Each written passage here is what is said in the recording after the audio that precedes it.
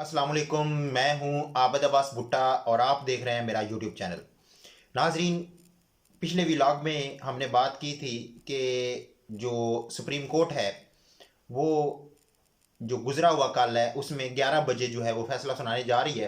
तो supreme court ने 11 बजे फैसला सुना दिया और फैसला वही आया जिसकी हम तवक्को कर रहे थे, जिसके बारे में चहमगोइयाँ हो रही थी कि सुप्रीम कोर्ट जो है वो मावराए आयन जो है वो फैसला नहीं करेगी। तो सुप्रीम कोर्ट ने बिल्कुल आयन के मुताबिक फैसला किया। जैसे कि आयन में है कि इंतखाबात जब भी कोई असम्बली तहलील हो जाती है तो इंतखाबात 90 दिनों में होना होते हैं।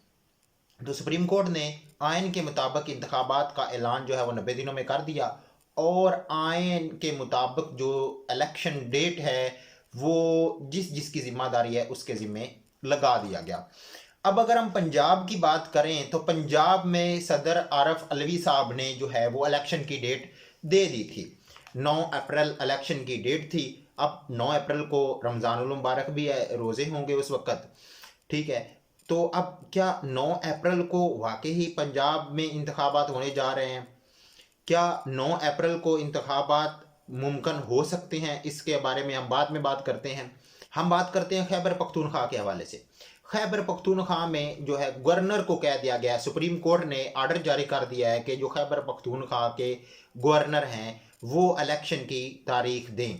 तो अब गवर्नर खैबर पख्तूनख्वा इलेक्शन की डेट देंगे कि 90 दिनों में जो है वो इंतखाबात खैबर पख्तूनख्वा में सूबाई असम्बली के होने हैं। तो क्या 90 दिनों में खैबर पख्तूनख्वा में भी इंतखाबात मुमकिन हो सकेंगे? ये अब इसकी तारीख देना गवर्नर के सर पे है। अब हम इसमें पेचीदगियाँ जो हैं, जो इलेक्शन होने में, इलेक्शन को मुमकिनात में लाने के लिए जो पेचीदगियाँ हैं उस पर डिस्कस करते हैं। तो इलेक्शन तो होने ही होने हैं। इलेक्शन जो अपोजिशन की सबसे बड़ी रहनुमा हैं मरियम नवाज साहिबा, उन्होंने कहा कि इलेक्शन तो इसी साल ही होंगे। तो इलेक्शन होने ही होने हैं। क्या इलेक्शन 90 दिनों के बाद होंगे या इसके बाद ये जो निगरान सेटअप है ये लंबा चलेगा? अब निगरान सेटअप के हवाले से बात करें तो कल हमारे जो है वो बात कानूनी माहिरीन से हो रही थी। हम आपस में डिस्कशन कर रहे थे कि ये जो हमारे पास इंटरम सेटअप होता है क्या ये 90 दिनों के बाद तक चल सकता है? तो बिल्कुल आयन में इसकी ज़रा भी गुंजाइश नहीं है। आयन के मुताबिक, आयन पाकिस्तान कॉन्स्टिट्यूशन 1973 के आयन के मुताबिक सिर्फ 90 दिन तक के इंटरम सेटअप रह सकता है। 90 दिन के बाद ये ऑटोमेटिकली ख़त्म हो जाएंगे और फिर पंजाब और खैबर पख्तूनख्वा की बागडोर किसके हवाले होगी? ये एक बहुत बड़ा सवालिया निशान जो है वो अपनी जगह पे कायम है। तो आइए बात करते हैं पंजाब में जो पेचीदगियां हैं इलेक्शन होने के हवाले से, उस पर बात करते हैं। तो पंजाब में जो है वो इलेक्शन होते हुए बिल्कुल भी नज़र नहीं आ रहा है, क्योंकि जब पहले इलेक्शन की बात हुई तो इलेक्शन कमीशन ऑफ पाकिस्तान ने मुख्तलिफ जो है वो इंस्टीट्यूशन से रब्ता किया जो कि इलेक्शन को मुमकिन बनाने में कारफरमा होते हैं। तो उन्होंने जो है वो मुख्तलिफ वजूहात बयान कर दी कि हम इस तरफ मसरूफ़ हैं, हम इस तरफ हैं, हम ये बजट नहीं दे सकते, हम ये नहीं कर सकते, हम वो नहीं कर सकते। तो इलेक्शन कमीशन ऑफ पाकिस्तान ने अपने हाथ खड़े कर दिए कि हम कैसे इलेक्शन करवाएं। तो आज इलेक्शन कमीशन ऑफ पाकिस्तान का chief election commissioner Sikandar Sultan Raja की सरबराही में इजलास हुआ है, जिसमें उन्होंने तमाम जो स्टेक होल्डर्स हैं, तमाम इंस्टीट्यूशंस हैं, उनको ख़त लिखेंगे। उनको जो है वो कहेंगे कि जी आप हमें इलेक्शन की पॉसिबिलिटी में हमारा साथ दें। अगर साथ नहीं देंगे तो इलेक्शन कमीशन ऑफ पाकिस्तान जो आर्टिकल 220 है वो उसको जो है मद्देनज़र रखेगा, उस पर फिर अतलाक होगा।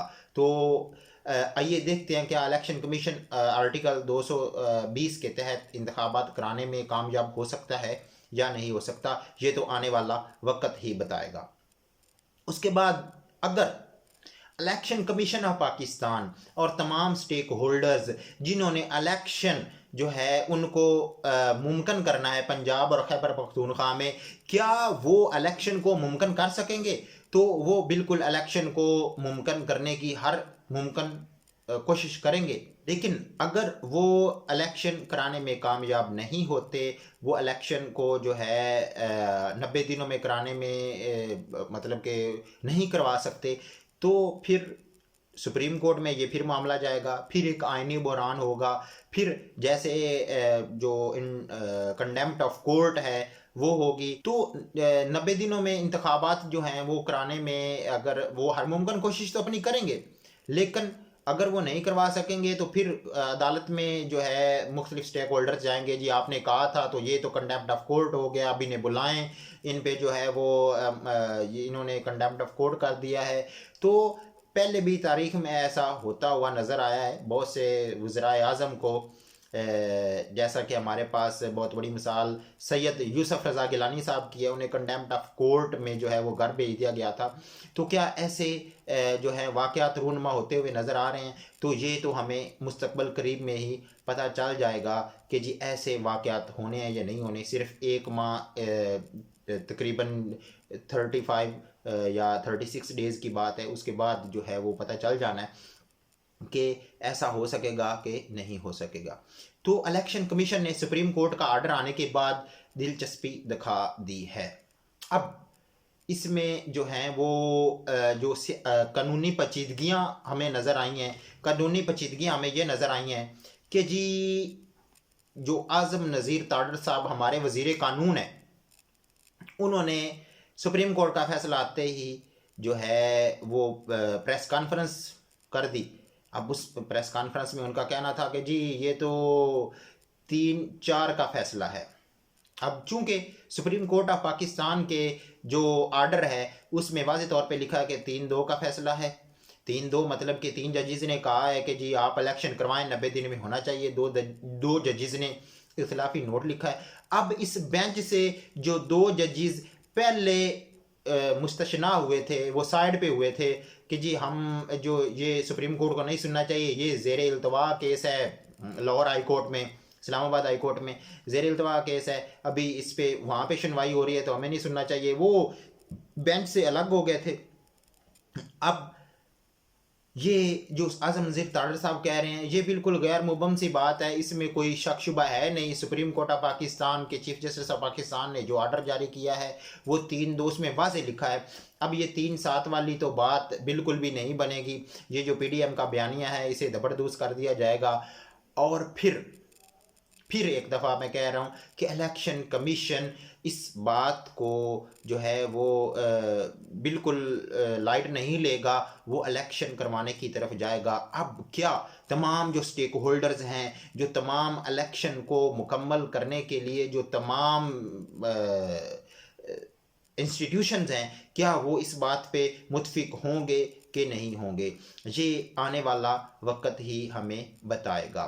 लेकिन ये फ़ैसला बिल्कुल 3-2 का है, ये फ़ैसला 90 दिनों में इंतखाबात का है, ये फ़ैसला आइन की पासदारी का है। PTI की जो है लीडरशिप उसने इस फैसले को खैर मकदम किया इस फैसले का, और उन्होंने जो जेल बरो तहरीक थी उसका ख़ात्मा कर दिया। जेल बरो तहरीक का कोई देखें तो ख़तर खा फ़ायदा तो हुआ नहीं, लोगों ने इतनी बड़ी तादाद में गिरफ़्तारियाँ दी तो नहीं हैं, लेकिन फिर भी इस फैसले के आने से जो PTI के कारकुनान हैं या PTI के लोग हैं उन्हें फ़ायदा ज़रूर हुआ है। उन्हें इस बात का जो है वो फ़ायदा पहुँचा है कि अब उन्हें गिरफ़्तारियाँ नहीं देनी पड़ेंगी। इमरान खान साहब ने उस जो है जेल बरो तहरीक उसका ख़ात्मा कर दिया और इमरान खान साहब अब मैदान में आ गए हैं। अब देखते हैं कि खान साहब इस मैदान को किस तरह गेन करते हैं। जो मैदान वो लगाना चाहते थे, सियासत का मैदान जो वो पंजा आजमाई करना चाहते थे, तमाम 11, 12, 13 पार्टियों से उस पंजा आजमाई का वक्त आ चुका है। अब खान साहब इसमें कितने कामयाब होते हैं ये आने वाला वक्त ही हमें बताएगा। और मरीम नवाज़ की लीडरशिप में मुस्लिम लीग नून जो है वो कामयाब हो सकेगी या नहीं हो सकेगी ये भी आने वाला वक्त ही हमें बताएगा। अब इलेक्शन सर पे हैं, ये इलेक्शन का साल है, इसमें जो है तमाम तर नज़रें अदारों की, तमाम जो स्टेक होल्डर्स हैं, तमाम जो मुख्तलिफ ममालिक हैं जिनके साथ पाकिस्तान के ताल्लुकात हैं, दोस्ताना ताल्लुकात हैं, ठीक है, और IMF की नज़रें भी अगले आने वाले इंतखाबात पे हैं। तो हमारी बका अगले इंतखाबात पे है। अगले इंतखाबात में कौन सी हुकूमत जो है वो बरसर इक़्तिदार आती है, ये फ़ैसला वक़्त करेगा। ये कहते तो तमाम ही हैं कि जी हम जीत रहे हैं, हम जीत रहे हैं। फिर बाद में जो जीत जाता है वो खुश होता है, और जो नहीं जीतता वो धांधली का, प्री पोल रैगिंग का जो है वो बहाना बना लेता है, जी धांधली हुई है, धांधली हुई है। हालांकि ऐसा कुछ नहीं होता, जीतता वही है जो वाज़े बरतरी के साथ जीतता है। तो हमने देखना यह है कि इंतखाबात में हुकूमत किसकी आएगी। खान साहब का बयानिया जो है वो सर चढ़ के बोलेगा, या पीडीएम की हुकूमत का। और फिर आगे हमने ये चीज़ भी देखनी है कि क्या नून लीग और पाकिस्तान पीपल पार्टी ये जो इंतखाबात हैं ये मिल के लड़ते हैं, या इसमें भी जो है वो अपनी अपनी जो है अपने अपने उम्मीदवार मैदान में लाते हैं। ये भी चीज़ हमने देखनी है। तब तक के लिए अल्लाह हाफिज़, वस्सलाम। आप अपना और अपने इस चैनल का ख्याल रखिए। इस वीडियो को लाइक करना और इस पे कमेंट करना मत भूलिए। अपनी आरा से हमें आगाह करते रहा करें। पाकिस्तान जिंदाबाद, पाकिस्तान पाइंदाबाद।